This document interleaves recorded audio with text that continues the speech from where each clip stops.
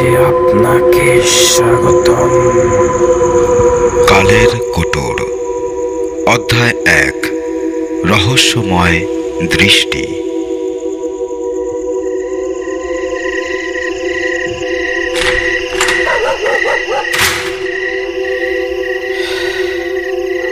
Ringo, Ringo, এই Ringo, কোথায় গেল ছেলেটা?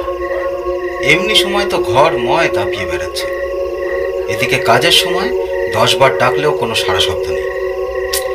দোতলায় তো টিকিটিও দেখা যাচ্ছে না। এই রিঙ্গো, কোথায় তুই? রিঙ্গো।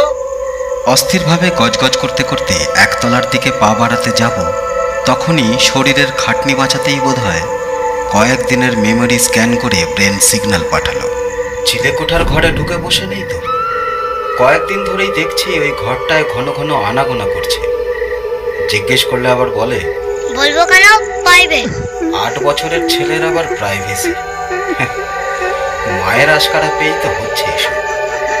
দিনের বেলা যা করিস করিস, তাই বলে এই রাত 9টার সময়? পড়াশোনা নেই, ঘুম নেই, বাবা ডাকছে সেটুকুও কানে যায় না। বাড়ির একটা সিস্টেম আছে তো নাকি? ঠিক আছে, মা চোখ বুজে থাকলে বাবাকেই হাল ধরতে হবে। দাঁড়া, দেখাচ্ছি মজা।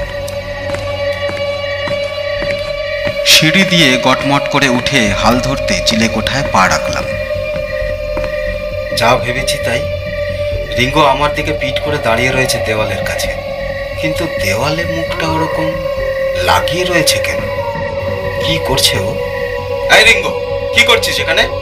মেজাজ হারিয়ে গলাটা আমার একটু চড়ে গেল। রিঙ্গো একটুও চমকালো না, আঁতকেও উঠল না, আস্তে আস্তে আমার দিকে ঘুরল। রাগে আগুন হয়ে থাকা আমার মাথায় কে যেন 1 গামলা বরফ জল ঢেলে দিল। সেই কনকনে জলের স্রোত শির দ্বারা বেয়ে নেমে এলো নিচের দিকে। সামনে যে দাঁড়িয়ে আছে সে কি আমার ছেলে?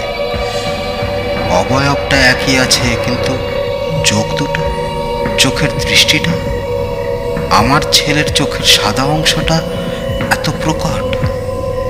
চোখের চাহনিটাও কি রকম। 8 বছরের বাচ্চা ছেলে কি এইভাবে তাকাতে পারে কখনো? আমি ভয় পেয়ে গেলাম। এ তো আমার ছেলে নয়, চোখ দিয়েই তো মানুষ চেনা যায়।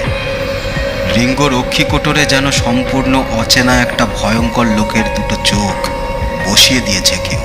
কোথায় আছে না, তবে চোখ দুটোর উপর আপনার একটা রাগ আছে জানি। রিঙ্গোর কথা শুনে আমি ছিটকে গেলাম। ও আমার মনের কথা বুঝলো কি করে? গলার স্বরে তো 1 ফোঁটা ছেলে মানুষই নেই। আপনি বলে সম্বোধন করছে আবার। কে ভর করলো আমার একরত্তি ছেলেটার উপর? অদ্ভুত একটা ভয় আর আতঙ্ক দলা পাকিয়ে শব্দের আকারে গলা দিয়ে বেরিয়ে আসতে যাবে, এমন সময় দোতলা থেকে আমার স্ত্রী রিমিতা ডেকে উঠল। রিঙ্গো, এই রিঙ্গো, রিঙ্গো, এই রিঙ্গো। রিঙ্গো ঝড়ের বেগে বেরিয়ে গেল চিলেকোঠা থেকে। আমি জড়ভরের মতো দাঁড়িয়ে রইলাম। রিমিতাও কি একই পরিস্থিতির মুখোমুখি হবে? 1 মিনিট কেটে গেল, 2 মিনিট, কই না তো। কোথায় ছিলি বাবা?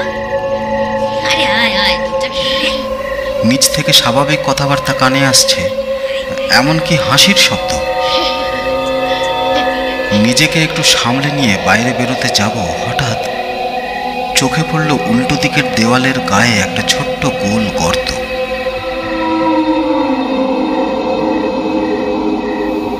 আশ্চর্য, গর্ত কে করলো এখানে? এখানেই কি তখন চোখ লাগিয়ে দেখছিল রিঙ্গো? কি দেখছিল? আমার ষষ্ঠ ইন্দ্রিয় বলে উঠল, সব রহস্য ওখানে। আমি মরিয়া হয়ে হাঁটু গেড়ে চোখ লাগালাম গর্তে। এ কি?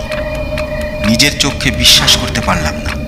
একদম ছবির মতো স্পষ্ট দেখতে পেলাম রাতের অন্ধকার চিরে একটা পুড়ে ঘর জ্বলছে দাউ দাউ করে। তার লেলিহান শিখা সাপের জীবের মতো লকলক করে উঠে অত বড় আকাশটাকে যেন ভয় দেখাচ্ছে। লাল লাল আগুনের ফুলকিগুলো ছড়িয়ে পড়ছে বাতাসে, অন্তিম যাত্রার খই ছড়ানোর মতো। আর সে কি বুক ফাটা কান্নার আওয়াজ। ছিটকে এলাম ভয়ে।